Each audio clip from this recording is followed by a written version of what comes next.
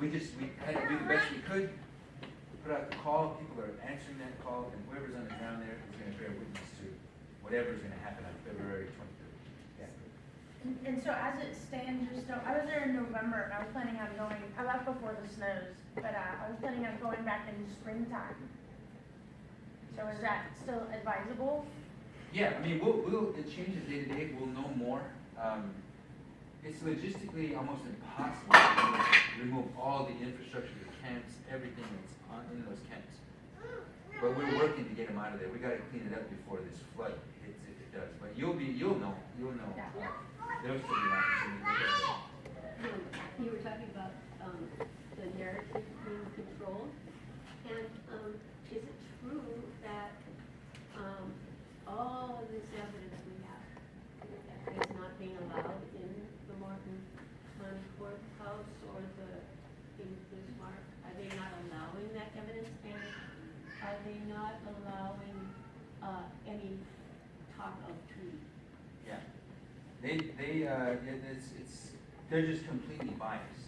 I was talking about how they've successfully racialized this fight. The early media consisted of things like unlawful Indians kill local ranchers' livestock.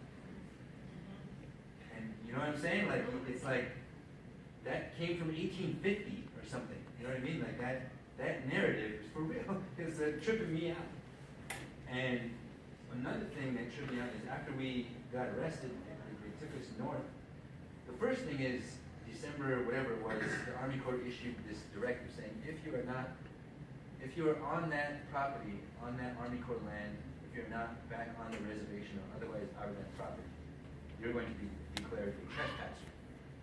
And law enforcement or the might of the state is going to be used to subdue you or prosecute you or otherwise. In 1875, another directive came from the United States Army saying, if you are not within the confines of your reservation, your respective reservation, you're going to be declared hostile in full might of the United States military will be used to round you up. And that's why Little Bighorn happened. Crazy Horse and City Bull and Rain in the Face, they were all just out saying, that's cool, you guys come and enforce that. And then when they were taking us to jail, we rolled past this place called Fort Rice. And Fort Rice was built by a guy named General Alfred Sully after a massacre, the Whitestone Hill Massacre. A lot of our people fled across the river. It was on the east side of the river, they fled to the west side. And they settled what is now Cannibal, North Dakota. Well, Sully crossed the river too. He built a military fort at Fort Rice, where one of our chiefs signed the treaty, and then it was decommissioned or deactivated as a military fort, probably some late 1800s or early 1900s. Now there is a full barracks, military armaments. It is fully militarized and unofficially, but it's been reactivated as a military post for all intents and purposes. And it's crazy because it's like the Indian Wars never ended, pretty much. But what was your question again? Oh, I was wondering about what you've done with all this evidence. Oh, I was thinking that they're not allowing it. Yeah. For it. So we are working on civil litigation, and we're working on changing the venues, at least the federal court, because we're not going to catch a fair break in one county.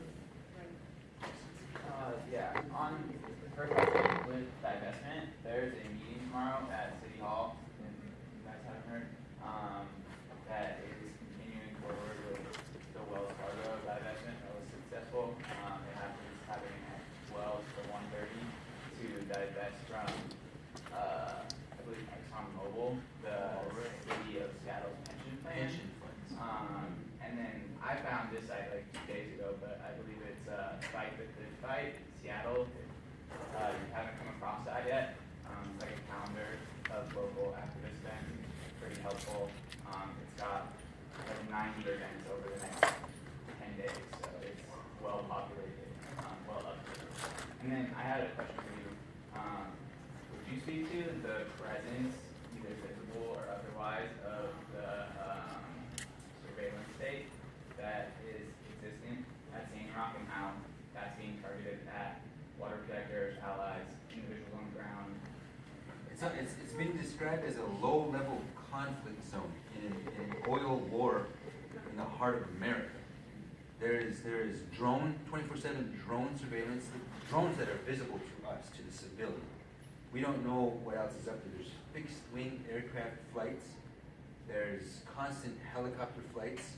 It's almost like when you're there, it's a psychological, it makes you full of tension. For those of you who've been there.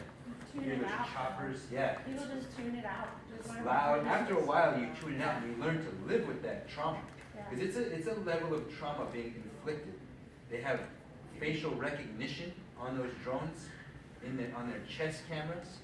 The early days of the roadblock, when you would ride through them, they would facially recognize you and then send that info. I'm almost positive this is how it happened. And then they would arrest whoever they might have had warrants for, identifying them from Facebook.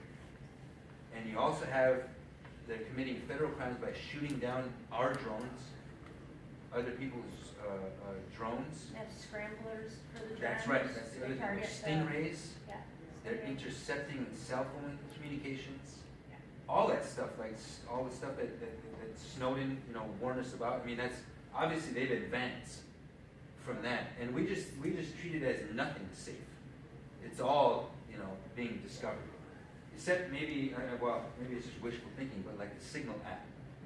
A lot of people use that out there, but it's funny that, they know, they're monitoring the whole thing. We just kind of treat it like it's all, we're in the Truman Show now, you know what I mean? Like that's for real. There's people watching, through a camera phones or every smart device. And it seems like when you're out there, everybody seems like these paranoid people. Because they're coming from this safety or security culture, but it's very real. And you get used to it, like you're saying, but it's traumatic. You recognize it in the back. Hi, I'm from Honolulu, Hawaii, and I was just wondering,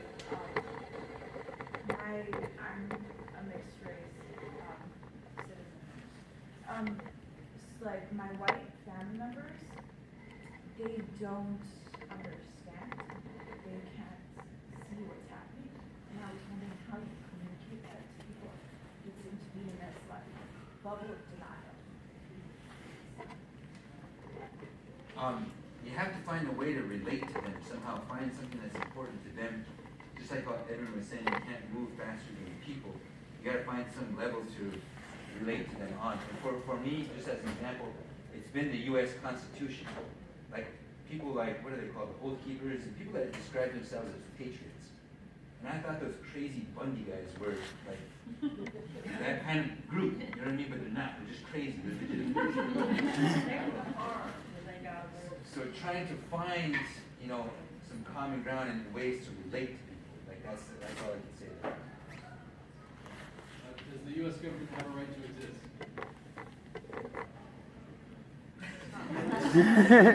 I have to say yes. We're all part of this great experiment here.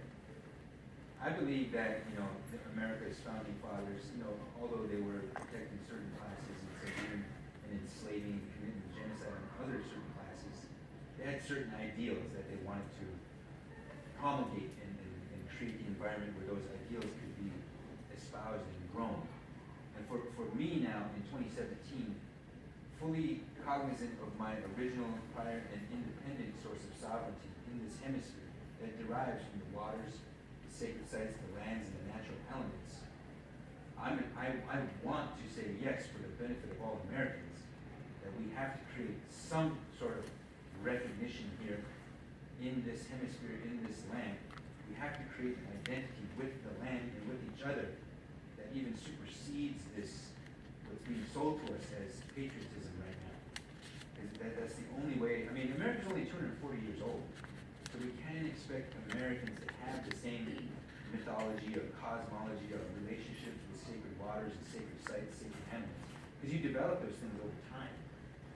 We've been here, we don't even know how, over 10,000 years. So we've had time to develop those things, but we have to somehow find a common ground, and that means that we have to recognize each other's right to exist and do it right here in this hemisphere. So I hate to have to chase, and we can still stick around for a little bit for Thursday.